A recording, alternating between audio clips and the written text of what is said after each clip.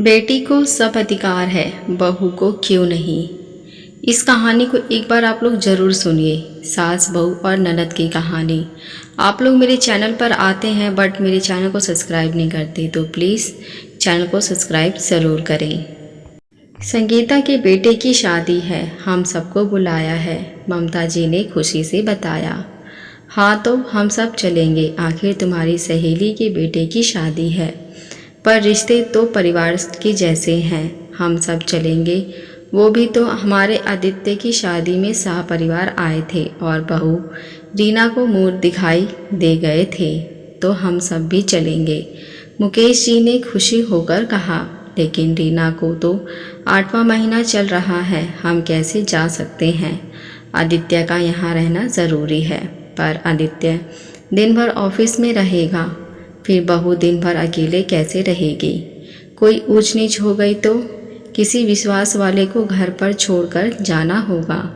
ममता जी ने चिंतित होते हुए कहा। हाँ तो हम रीना की छोटी बहन को बुला लेते हैं, अपनी बहन के साथ भी रह लेगी। यह सुनकर वो भड़क गई। ये क्या, पूरा घर बहू और उसकी बहन के हवाले छोड़कर जाएंगे। बहू पर तो भरोसा नहीं कर सकते, तो उसकी बहन पर क्या करेंगे। घर पर उसका कोई भी अधिकार नहीं है। अभी 1.5 साल पहले ही तो शादी होकर आई थी, उम्र हो गई फिर भी कैसी बातें करती हो।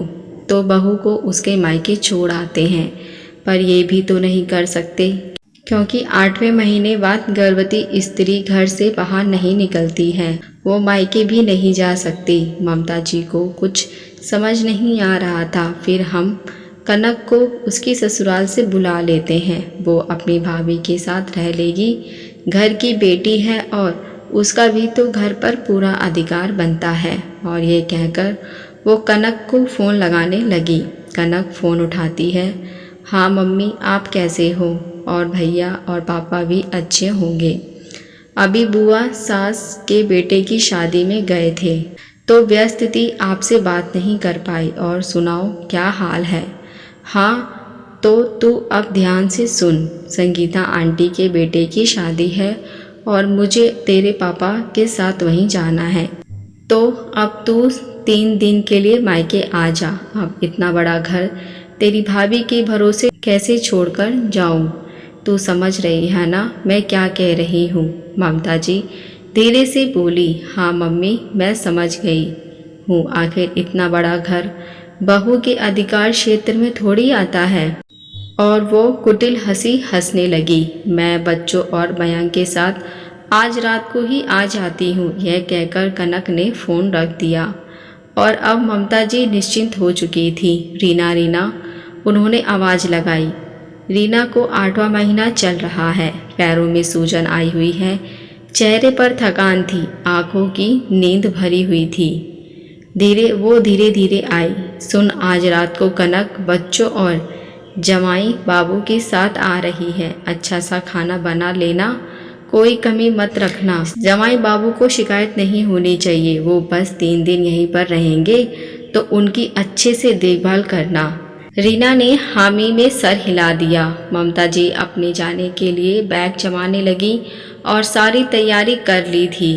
तभी घंटी बजती है, कनक परिवार सहित आ जाती है। बेटी को देखकर ममता जी का चेहरा खिल जाता है। रीना सबके लिए खाना परोस देती है, सब खाना खाकर चले जाते हैं। फिर रीना रसोई समेटकर बर्तन साफ करके रख देती है। रात को 11 बज जाते हैं, वो सोने के लिए जा ही रही होती हैं, तभी ममता जी आती हैं।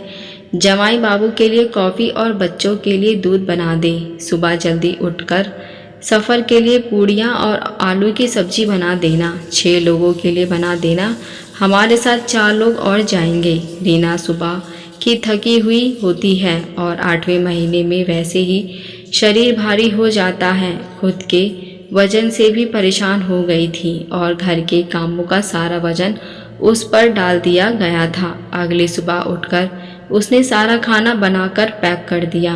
ममता जी पति के साथ शादी के लिए चली गई। रीना थककर बैठी ही थी कि कनक की आवाज़ आई। भाभी, गरम गरम चाय बना दीजिए, साथ में बिस्किट भी रख दीजिए। फिर खुद ही रसोई में आई और अलमारी खोली और उसमें से बिस्किट निकालकर वापस चाबी से बंद कर दी। रीना देखती रह गई कि किस तरह से उसकी सास घर का सारा अधिकार अपनी बेटी को सौंप कर गई हैं। वे कड़वे घोट पीकर रह गई। चाय बनाकर जैसे ही रीना ने फ्रिज खोलना चाहा तो देखा वो लॉक था। वो समझ गई थी कि ये सब उसकी सास का किया हुआ है। तभी कनक आती है। भाभी, फ्रिज में से क्या चाहिए?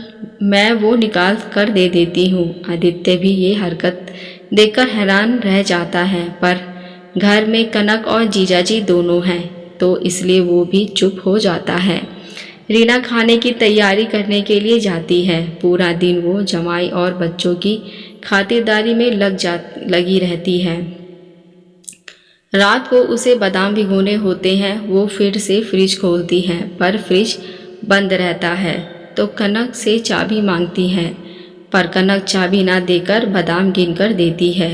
रीना आदित्य को इस हरकत के बारे में बताती है और कहती है, घर के प्रति बहू के सिर्फ कर्तव्य ही होते हैं, कोई अधिकार नहीं होता है क्या? मैंने ससुराल के प्रति अपना हर फर्ज निभाया और मम्मी जी ने मुझे आज भी पराया ही समझ रखा है। सुना था कर्तव्य निभाओ तो अधिकार मिल जाते हैं, पर यहाँ तो सारे अधिकार शादीशुदा बेटी को मिले हुए हैं। फिर मैं इस घर में क्या कर रही हूँ? वैसे ही मेरा 8वां महीना लगा हुआ है तो दीदी को सपरिवार यहाँ बुलाने की क्या ज़रूरत थी? क्या 2-3 दिन मैं आपके साथ अकेले अपनी मर्जी से नहीं रह सकती थी?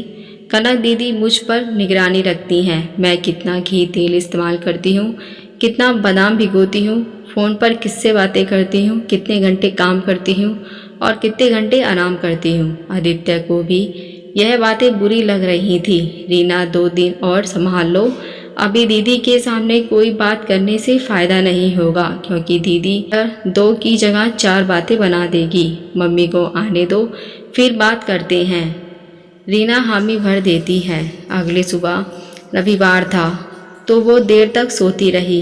रात को गर्भावस्था में वैसे भी नींद नहीं आती। सुबह कनक तेज तेज दरवाज़ा पीटती है। रीना, बच्चों के दूध और इनकी चाय का समय हो गया है, तुम अभी तक उठी नहीं। रीना हड़बड़ाकर उठती है और दरवाज़ा खोलती है। कनक का चेहरा गुस्से से लाल हो जाता है। रीना चुपचाप रसोई में चली जाती और अपना काम करने लगती है। 3 दिन निकल जाते हैं। ममता जी शादी से लौटकर आ जाती हैं। कनक आते ही उनके कान भरने लगती है। ये सब सुनकर उनका पारा चढ़ जाता है। रीना, ये क्या? ननद का तूने जरा भी मान नहीं रखा। देर तक सोती रही और घर भी नहीं संभाला। आखिर किस अधिकार से तू इस घर में रह रही है? मेरी बेटी और जमाई का सम्मान नहीं कर सकी तो तुझे इस घर में रहने का अधिकार नहीं। रीना चुपचाप खड़ी थी। तभी आदित्य बोलता है, मम्मी, रीना के साथ मुझे भी इस घर में रहने का अधिकार नहीं है। मैं भी अपनी पत्नी के अधिकारों की रक्षा नहीं कर पाया। ये सुनते ही ममता जी हंसने लगी। भला पत्नी के क्या अधिकार होते हैं? ये बहू है और इसे इस घर में मेरी मर्जी से रहना होगा। एक बहू ससुराल वालों के प्रति बस अपने कर्तव्य निभाए, उसकी यही जिम्मेदारी होती है। क्यों माँ? सिर्फ बहू के कर्तव्य ही होते हैं, अधिकार नहीं। आप जिस खुशी से बहू को घर में लाई थी, आपने वो खुशियाँ तो इसे दी नहीं। आप आज भी कनक दीदी के इशारों पर चल रही हैं। क्या रीना से अपने ही घर में पराया जैसा व्यवहार किया जाता है? उसे हर काम के लिए दीदी से पूछना होता है। दीदी पराई होकर भी घर पर अधिकार जता सकती हैं, तो रीना तो इस घर के लिए अपना सब कुछ छोड़कर आई है, तो वो क्यों अधिकार नहीं जता सकती? वो ये घर संभाल रही है, अपनी कोख में संतान को पाल रही है। एक बहू का अधिकार क्षेत्र सिर्फ रसोई घर में खाना बनाना ही है क्या? उसके अलावा उसका घर की किसी चीज़ पर कोई हक नहीं है। आप घर की हर चीज़ों का अधिकार तो कनक दीदी को देखकर गई थी, तो फिर रीना का इस घर में क्या स्थान है? वो मेरी पत्नी है, इस नाते से उसका घर की हर चीज़ पर पूरा अधिकार है। उस दिन जब दूध वाला दूध देने आया तो दीदी ने कहा, दूध ज़्यादा मत लेना, बहुत महंगा हो गया है। वो गर्भवती है, अगर वो 2 समय भी दूध पिएगी तो वो उसका अधिकार है। दीदी, रोकने टोकने वाली कौन होती है? फिर मैं भी तो कमा रहा हूँ, मैं आप लोगों पर निर्भर नहीं हूँ। अष्टमी की जब पूजा हुई थी तो आपने जेवर रखने के लिए दीदी को अलमारी की चाबी दी, रीना को नहीं दी।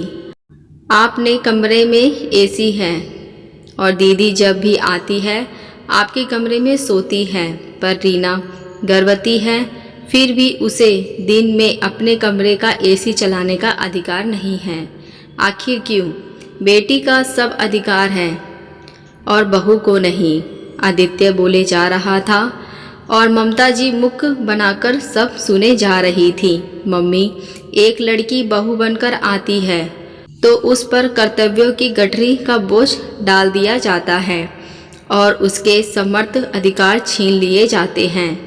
हंसने का अधिकार, बोलने का अधिकार, अपनी मर्जी से खाने पीने रहने घूमने का अधिकार, सब पर पाबंदी लगा दी जाती है और उम्मीद की जाती है वो फिर भी हंसती रहे, सबके हिसाब से काम करती रहे, जरा सी भी आवाज़ नहीं करे, कभी नींद का त्याग कर दे, अपने आराम को भूल जाए, अपनी शौक को भूल जाए, अपने मायके को भूल जाए, अपने हिसाब से जीना ही भूल जाए। ममता जी और कनक चुप हो जाती हैं। कनक की आंखों से आंसू बहने लगते हैं।